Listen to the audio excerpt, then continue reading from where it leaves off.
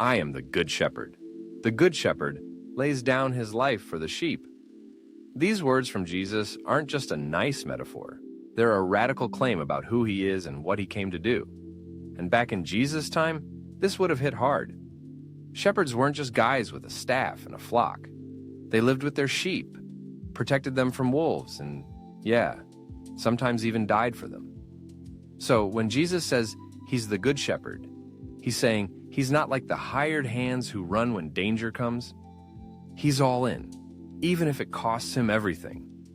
Now, fast forward to today. We don't have shepherds everywhere like they did back then, but we do know what it's like to follow leaders who bail when things get tough. Politicians, bosses, even some people in the church. Jesus is the opposite. He doesn't just guide us from a distance. He knows us. He calls us by name. Think about that. The God of the universe knows you personally. Not as a number in a pew, not as just another face, but as someone he'd lay down his life for. And he did. St. Augustine put it perfectly. He died for us, so that we might live for him. That's the exchange. Jesus doesn't just save us from something, sin, death, emptiness. He saves us for something, a life with him, a life that means something. And here's the thing, sheep aren't geniuses. They wander. They get lost. Sound familiar? Us Catholics, we know how easy it is to drift, to chase things that don't satisfy. But the shepherd's voice is always calling us back. And then there's that line about other sheep not of this fold. Jesus isn't just talking to the people in front of him. He's talking about us, the Gentiles, the ones who weren't part of Israel. He's saying his love, his mission, is bigger than any one group. That's a challenge for us today, too. It's easy to think the church is just for people like us. But Jesus is clear. His flock is bigger, wider, more diverse than we might imagine. Now, let's hear the full passage from John 10:1-21 in the New Revised Standard Version Catholic Edition. Very truly, I tell you, anyone who does not enter the sheepfold by the gate but climbs in by another way is a thief and a bandit. The one who enters by the gate is the shepherd of the sheep. The gatekeeper opens the gate for him, and the sheep hear his voice. He calls his own sheep by name and leads them out. When he has brought out all his own, he goes ahead of them, and the sheep follow him because they know his voice. They will not follow a stranger, but they will run from him because they do not know the voice of strangers. Jesus used this figure of speech with them, but they did not understand what he was saying to them.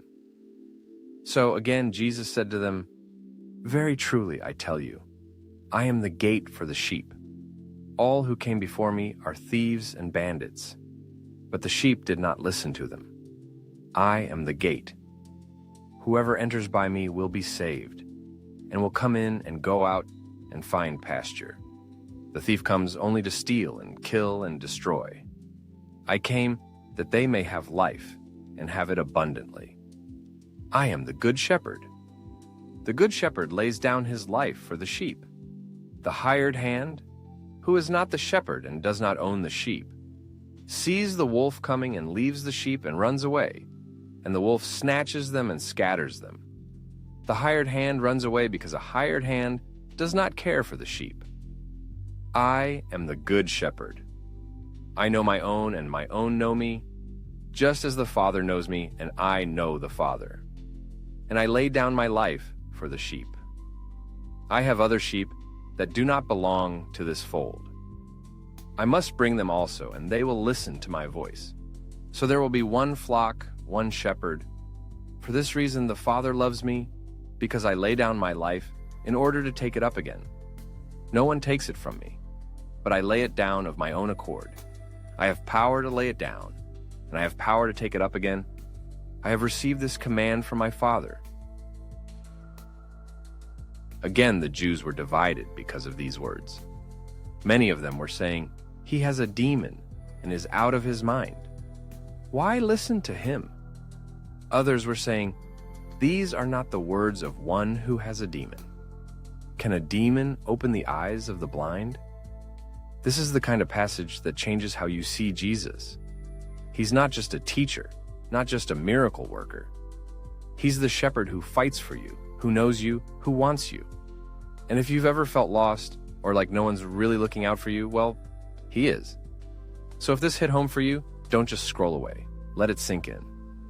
And if you want more breakdowns like this, make sure to like and subscribe. Because the Bible isn't just an old book, it's the living word, and it's got something to say to you.